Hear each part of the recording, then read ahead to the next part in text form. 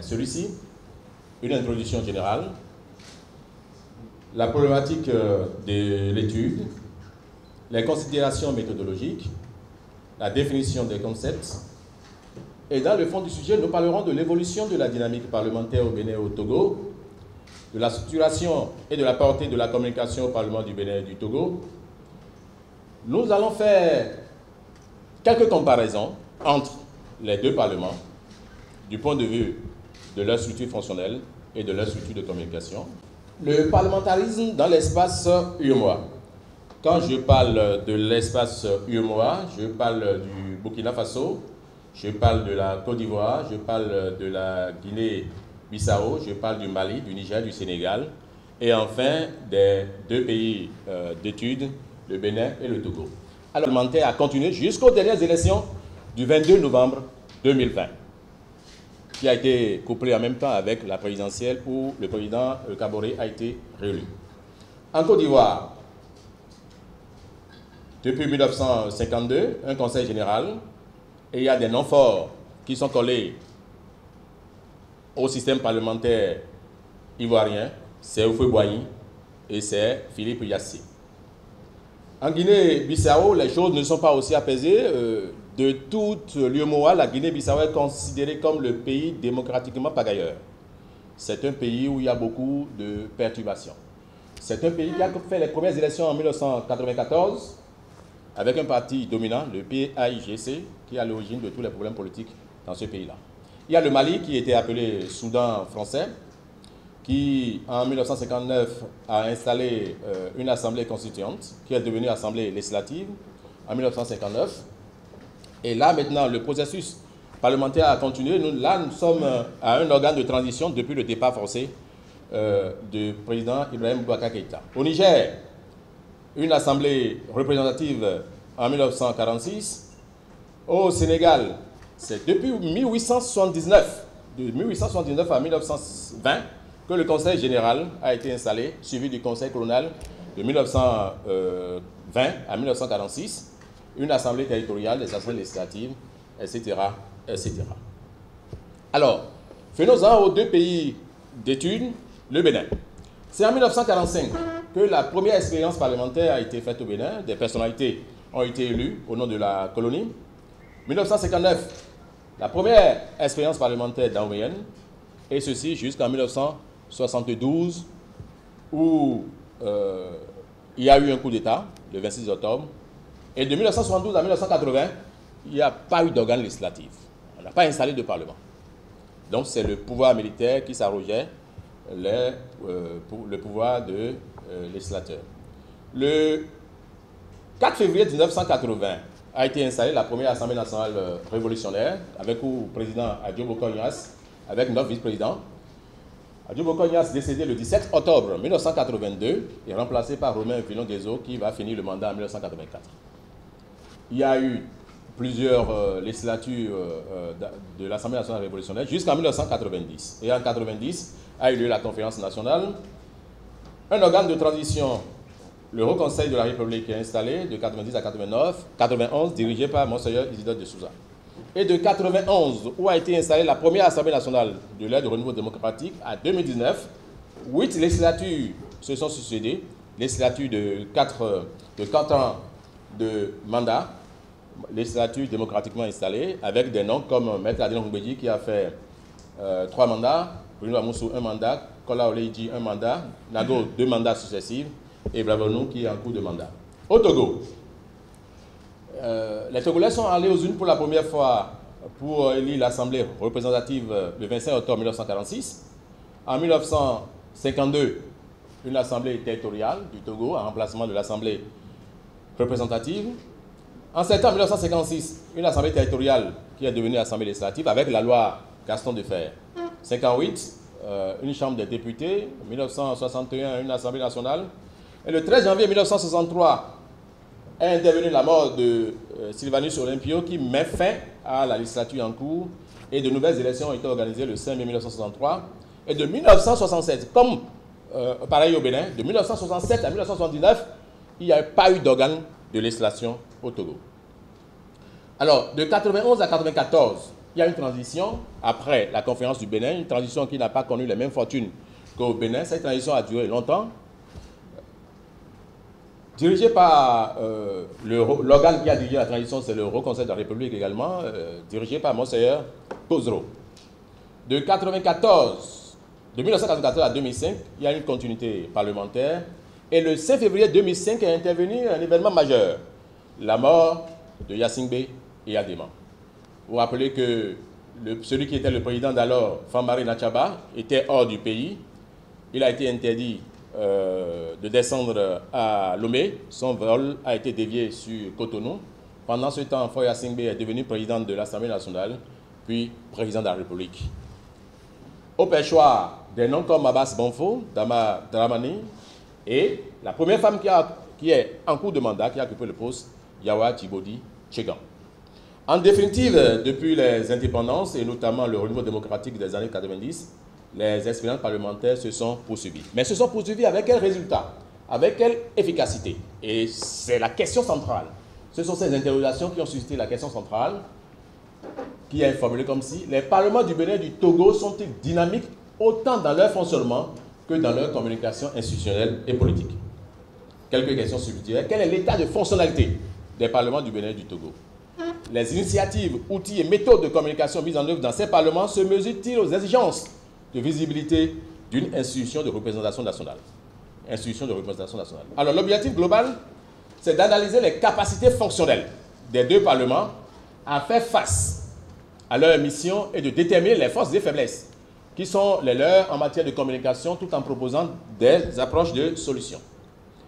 Objectif spécifique, c'est ressortir les organes et structures qui conféreraient une dynamique fonctionnelle aux deux parlements. C'est analyser l'état de la communication institutionnelle et de la communication politique au Parlement du Bénin et du Togo. C'est proposer enfin des solutions aux éventuelles faiblesses de fonctionnement et de communication dans les deux parlements. Alors, l'hypothèse centrale, nous partons sur le postulat que les parlements du Bénin et du Togo accomplissent pleinement leur mission de législation, de contrôle, de représentation, à eux dévolue par la Constitution dans une symbiose communicationnelle avec les mandats. Hypothèse secondaire, au Bénin et au Togo, les parlements sont des institutions politiques dynamiques. Deuxième hypothèse secondaire, les politiques de communication mises en œuvre au sein de ces parlements contribuent efficacement à leur visibilité.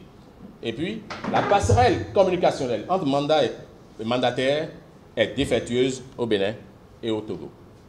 Alors, pour les considérations méthodologiques, nous avons fait des collectes de données, notamment des collectes documentaires. L'approche par l'observation, j'ai fait 15 ans en tant que chroniqueur parlementaire au Parlement du Bénin. Donc j'ai quelques réflexes, je sais comment ça fonctionne plus ou moins. Ça a été un élément très indicateur, un élément qui m'a beaucoup aidé. Nous avons fait des entretiens individuels et des interviews avec des personnalités des populations à Porto Novo, à Lomé, qui abritent les deux sièges de représentation nationale. Nous avons rencontré des députés, des directeurs, des chefs de service, des cadres à Cotonou, à Lokossa, à Boycon, à Savé, à Parakou, à Natitengu, à Neho, à Kpalimé, à Takpamé, à Nié, à Sokodé, à Kara et à Dapao.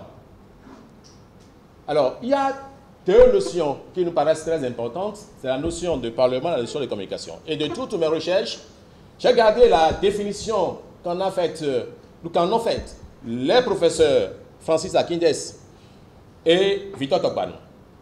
Et je les cite, en tant que microcosme, dans le macrocosme que constitue l'espace social national, l'Assemblée nationale est un champ social spécifique.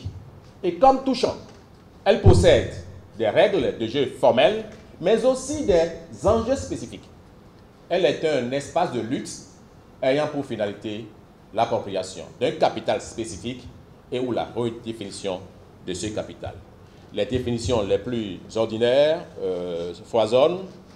Nous retenons pour l'essentiel que l'Assemblée nationale est la représentation du peuple. Et donc, c'est un échantillon de l'ensemble de la population. Et le mode de désignation, eh bien, le témoigne si bien. Alors, la communication, c'est un champ vaste. Et je retiens pour l'essentiel que ceux qui ont contribué à l'émergence de la communication ne sont pas des communicants de souche. Ce sont des mathématiciens, ce sont des ingénieurs, ce sont des personnes qui ont évolué dans d'autres domaines et qui sont venus bien rehausser cette science-là. C'est Adam Smith, c'est John Stuart Mills, c'est Herbert Spencer, c'est Gabriel Tad, c'est Norbert Wiener, c'est Channer, avec l'école de Palo Alto, avec une définition simple, la communication est une activité sociale permanente. Alors, puisque nous sommes au Parlement, nous devons faire des spécifications sur la communication politique. Et il y a un auteur principal, il s'appelle Philippe Touat, sociologie de la communication politique, qui définit la communication politique comme la communication politique moderne, a fini par désigner dans la plupart des démocraties, c'est sa définition représentative contemporaine, et parfois même au-delà, l'ensemble des actions conduites par des professionnels de la communication agissant pour le compte des professionnels de la communication et à destination des gouvernés. Alors, et je le cite encore, la communication politique est devenue dans les régimes politiques contemporains une activité ordinaire annexe du politique. Il dit qu'il n'y a pas de politique sans communication. Alors, pourquoi nous avons choisi ces deux pays dans l'UEMOA? Ce sont deux pays qui partagent plus de 600 km de frontières, qui ont des peuples en commun et des langues en commun. Ce sont deux pays qui ont connu des régimes forts. Et nous avons constaté qu'à la suite, jusqu'à l'avènement de ce régime, eh bien, les parlements n'ont pas existé. Et l'autre raison, c'est que ce sont des pays ayant connu eh bien, des régimes qui n'ont pas été très doux avec les populations. Quel est l'intérêt de cette étude? C'est, à un moment donné, une étude carrefour entre le communicationnel, le politique et le social. Le social parce que les populations qui élisent, j'allais dire les électeurs, font la grosse masse du social et ont des aspirations vis-à-vis de la représentation nationale et des députés. Politique parce que c'est l'Assemblée nationale, c'est une institution politique. Communicationnelle parce que nous sommes du domaine. L'intérêt aussi, c'est que cette étude établit des comparaisons entre les deux structures parlementaires. Et l'autre intérêt, et il aurait fallu que je commence cette étude pour le savoir, c'est qu'il n'y a pratiquement pas d'études sur les parlements. Pratiquement pas. C'est un champ largement vierge. Alors, quelles sont les difficultés que nous avons rencontrées, notamment au Togo? Au Togo, tout le temps, j'ai été assimilé par les populations à un agent de renseignement envoyé par le gouvernement fort pour les écouter. Et généralement, quand on parle de députés, c'est la haine. Les populations sont fâchées. Et j'ai compris aussi, c'est une leçon personnelle que j'ai dégagée, qu'au Togo, les positions politiques sont des héritages. Mon père a été opposant, je suis opposant, je mourrai opposant. Il y a quelques 20 rendez-vous d'acteurs politiques qui soient en mission, etc., n'ont pas honoré les rendez-vous. Alors, de l'évolution de la dynamique parlementaire au Bénin et au Togo, de la dynamique, de l'articulation fonctionnelle du Parlement au Bénin. Au Bénin, il y a des organes qui gèrent le Parlement. C'est d'abord le bureau. C'est le bureau qui gère le Parlement. Il y a des organes de décision, comme la conférence des présidents. Et la conférence des présidents, c'est l'ensemble des membres du bureau, l'ensemble des présidents de commission et l'ensemble des présidents de groupes parlementaires. En plus, les commissions techniques qui font le travail technique, les groupes parlementaires qui ont une fonction politique qui ne jouent pas toujours. C'est la même ossature fonctionnelle au Togo. Vous avez, bon, parlons de l'administration. L'administration, c'est un secrétariat général. Au Bénin, c'est le secrétariat général administratif. Au Togo, c'est le secrétariat général tout court. Et le secrétaire général est le manager principal. C'est la charpente de l'ensemble du dispositif administratif. Généralement, même si ceux qui occupent ces postes-là ont quelques connotations politiques, c'est d'abord le technique qui prime. Lorsque vous n'avez pas le profil, vous ne pouvez pas occuper le poste. Alors, vous avez un secrétaire général, vous avez des directions techniques sous lesquelles il y a des services qui travaillent. Alors, pour l'essentiel, il y a une direction aussi bien au Togo, au Bénin, dédiée à la procédure législative. Parce que c'est la première mission, c'est voter les lois. Ça s'appelle la direction des services législatifs. C'est la même dénomination au Bénin qu'au Togo. Nous allons le voir sur les comparaisons. Alors, au Bénin, nous avons remarqué qu'il n'y a que 2 directions. Sauf que le 14 juillet, il y a un amendement au règlement intérieur qui a instauré la direction des services de l'information et de la communication. Donc ça fait au total 3 directions. Il se faisait que ce sont ces 3 directions qui drainent l'ensemble des services de l'Assemblée nationale. Par exemple, puisque nous parlons de communication, vous avez le service de la communication. Avant l'instauration le 14 juillet de la direction des services de l'information et de la communication, vous avez le service de la communication qui dépendait du directeur des services législatifs. Ce qui a créé tout le temps le handicap qu'on a constaté dans la communication du Parlement. Parce que l'objectif d'un directeur des services législatifs, ce n'est pas de faire de la communication. Alors, la procédure doit passer par lui. C'est lui qui autorise quand il y a une initiative de communication. Et une décision de communication, alors que c'est l'instantané par ici, peut prendre 1 ou 2 semaines. Déjà, l'objet pour lequel on devait faire la communication, c'est déjà usé. Alors, en 2017, au Togo, ils ont fait quelques efforts de réforme. Les réformes, c'est qu'ils ont instauré d'autres directions. Au Togo, au Parlement du Togo, il y a 7 directions. Il y a la direction des affaires communes, qui est comme la direction des ressources humaines. Vous avez la direction du patrimoine, qui est comme la direction du matériel. Vous avez la direction comptable et financière, qui est le synonyme de la direction de la question ici. Et vous avez la direction des services législatifs qui existe aussi au Bénin. Ça fait 4 directions. Mais il y a 3 autres directions qui ne dépendent pas du secrétaire général du gouvernement. Ce sont des directions qui dépendent directement du directeur de cabinet. Et ces directions, quelles sont-elles? C'est la direction de la communication et des relations publiques. C'est la direction du protocole. Et c'est la direction des relations interparlementaires et internationales. C'est une organisation qui a ses avantages parce que le directeur de cabinet étant généralement un proche ou l'homme de confiance du président, le directeur de la communication dépendant de lui, eh bien, sans avoir accès au président de l'Assemblée nationale, on peut avoir déjà une réponse aux initiatives de communication. Et il y a toujours un minimum de 1,5 million, 2 millions disponibles au niveau du cabinet, quitte à agir en cas d'urgence. Ce ne sont pas des fonds secrets, mais c'est des fonds à justifier. Donc, les services financiers font le point chaque 2 semaines pour voir ce qui s'est passé. Et donc, le directeur de la communication peut prendre des initiatives. Alors, donc, il y a une différence. Ici, au Bénin, toutes les 3 directions qui existent dépendent du secrétaire général. Alors, quelles sont les composantes de la communication au Parlement? Au Parlement du Bénin, nous avons, depuis 2011, une radio, Radio Hémicycle, que nous avons, que l'Assemblée nationale du Bénin a installée avec l'aide du programme des Nations Unies, pour environ 300 millions de francs CFA. Et ce programme continue d'aider à la performance de cette radio. Alors, nous avons l'hémicycle qui est une semestrielle qui rencontre des activités de l'Assemblée nationale. Et en matière de structure, depuis 2015, le président de l'Assemblée nationale a nommé un conseil technique à la communication, qui plus est était un journaliste, Arimi Choubadi. Et le président Vlavonou a nommé également pas un conseil technique à la communication, mais un conseil technique aux médias, qui était un ancien président du réseau des journalistes parlementaires, M. Francis Okaya. Donc, il connaît bien le milieu médiatique parlementaire. Alors, quels sont les enjeux de la communication dans les parlements du Bénin et du Togo? Ces enjeux sont grands. À partir du moment où nous décidons que nous sommes des représentants d'un peuple, nous avons l'obligation de lui rendre compte.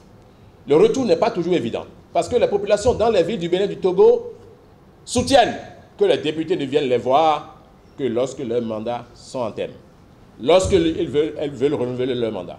Et les députés estiment que les populations ne viennent les voir que lorsqu'ils ont des funérailles, lorsque la rentrée approche, lorsqu'ils sont malades, ils ont besoin d'intervention pour qu'un médecin agisse sur leurs femmes, sur les enfants. Donc, la communication des populations vers les mandataires, dont les députés, ce n'est pas une communication rectiligne. C'est ça que nous appelons la communication ascendante. Et celle des députés vers les populations, la communication descendante. Quels sont les enjeux de la communication dans les 2 parlements? L'enjeu est grand. Il ne peut exister de parlement sans communication. C'est une obligation. Nous avons élu des personnes qui doivent nous rendre compte. Il y a depuis la 4e législature une initiative, le député sur le chemin du village, dont le président Biobigou était à l'origine, qui a permis de faire de la révision de comptes, pas dans la forme qui est maintenant, mais de façon régulière, avec des appuis, de sorte que vous n'êtes pas obligé d'être d'une région pour aller dans cette région pour rendre compte. Parce que le mandat n'est pas impératif. Alors, au Parlement du Togo, il y a un semestriel qu'on appelle le courrier de l'Assemblée nationale. Il n'y a pas de radio. Et donc, la communication s'arrête à écrire les discours du président et à faire les urgences. Il n'y a que dans nos parlements, il y a une nette confusion. Du moins, il y a une fusion entre communication institutionnelle et communication politique. La communication institutionnelle, c'est celle qui porte sur l'image de l'institution. Et ce n'est pas l'apanage d'un président, c'est l'apanage de toute l'institution. Et la communication politique qui porte sur la personnalité des députés et notamment de l'Assemblée nationale. Je dois rappeler que lorsqu'on lit bien les textes de l'Assemblée nationale, le président de l'Assemblée nationale est lui-même une institution. Il a un cabinet, lui-même il y a une institution dans l'institution parlementaire. Alors, il n'y a pas toujours ce élan de faire une dissociation entre la communication politique et la communication institutionnelle. Parce que qu'est-ce qui se passe? Dans les parlements, toutes les attentions sont focalisées sur le président de l'Assemblée nationale. Il a une attaché de presse, le chef du service de la communication est à sa disposition, et puis, les autres députés se sentent, et même les autres membres du bureau se sentent parfois frustrés. Parce que c'est les moyens de l'Assemblée qui sont utilisés à cette fin, mais les autres parfois n'ont pas assez. Il est même arrivé des moments où il y a des présidents à l'Assemblée du Bénin qui n'ont pas voulu céder le siège, leur siège à leur vice-président pour présider les plénières. Parce que c'est aussi, c'est une forme de représentation, c'est de la communication. Parce que lorsqu'on passe les images de la télévision, ça rend le vice-président visible. Malheureusement, le règlement dit qu'en cas d'absence du président, ce sont les vice-présidents qui le suppléent. Alors, au Togo, ils ont anticipé, ils ont une direction de la communication et des relations publiques. Malheureusement, c'est une direction qui n'a pas beaucoup de moyens et qui est sous le directeur du cabinet. Donc, quand le président de l'Assemblée nationale est par exemple à Takpamé, il y a une urgence de communication, on donne des consignes au directeur de la communication, c'est instantané, on n'a pas besoin de faire les couloirs avec le directeur financier, etc., attendre 24 heures pour avoir les moyens pour... L'essentiel, c'est de justifier. Alors, j'ai établi quelques comparaisons entre les parlements, fait quelques analyses et des recommandations. Alors, quels sont les points communs entre les parlements du Bénin et du Togo? Vous avez un bureau, de part et d'autre, il y a des bureaux qui constituent les organes suprêmes. Nous avons un cabinet, de part et d'autre. Nous avons la conférence des présidents, des commissions permanentes, des groupes parlementaires. Dans l'administration, il y a un secrétaire général. Au Togo, c'est un secrétaire général tout court. Au Bénin, c'est un secrétaire général administratif. Vous avez la direction des services législatifs. Vous avez la direction de la question. Au Togo, c'est la direction financière comptable. Quels sont les traits de différence? Les traits de différence, c'est qu'au Togo, le nombre de vice-présidents, nous n'avons que 2 vice-présidents au Bénin. Au Togo, nous en avons 4. Il y a 3 secrétaires parlementaires au Togo, au Bénin 2. Il y a 3 questeurs au Togo, au Bénin 2. Et la configuration de la conférence de présidents n'est pas la même.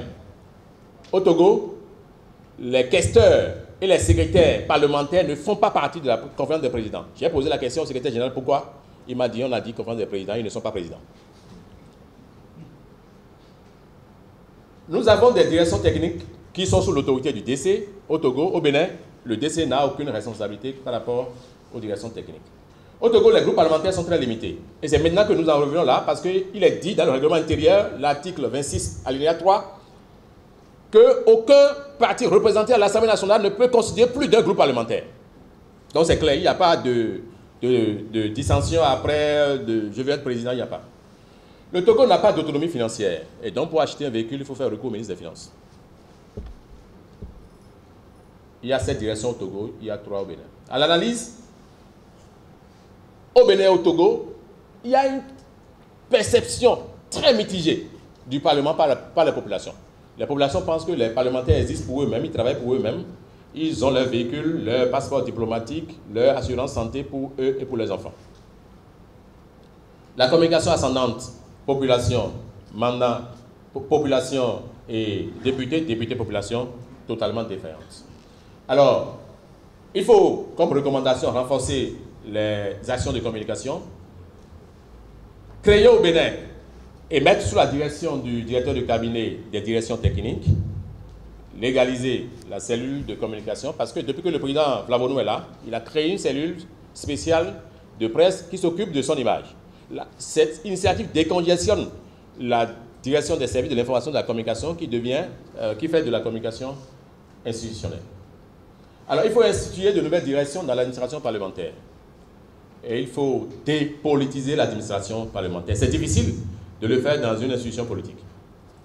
Il faut consolider et professionnaliser la communication institutionnelle, qui n'existe presque pas, et améliorer les relations entre le Parlement, le parlementaire et les populations. Et il n'est pas interdit il est souhaitable que le président crée au Togo, par exemple, la cellule privée de presse et repositionne la DSP sous le secrétaire général. Parce que ça permet d'avoir la même résonance. Au Togo, la présidente n'a pas d'attaché de presse. Je lui ai demandé pourquoi, on m'a dit, bon, elle n'a pas jugé utile de l'avoir pour l'instant. Alors, il faut réactualiser le statut administratif au Togo, parce qu'il fonctionne avec le personnel qu'ils ont, ils en ont besoin 3 fois. Il y a des directions qui sont réduites au directeur et à 1 ou 2 agents. Il faut alléger la direction des services législatifs en érigeant d'autres directions, au Bénin surtout, parce qu'on n'a que 2 directions. On a des besoins grands. Et il faut séparer la direction du protocole du Parlement, la direction du protocole du Parlement, du protocole de l'institution. Il y a quelques problèmes, les logiciels de gestion du personnel qui n'existent pas. Au Togo, par exemple, il n'y a pas de standard téléphonique. Il faut renforcer la DSP et créer des réseaux de journalistes parlementaires qui n'existent pas là-bas. En conclusion, les parlements du Bénin et du Togo fonctionnent et ont acquis de l'expérience dans la pratique législative.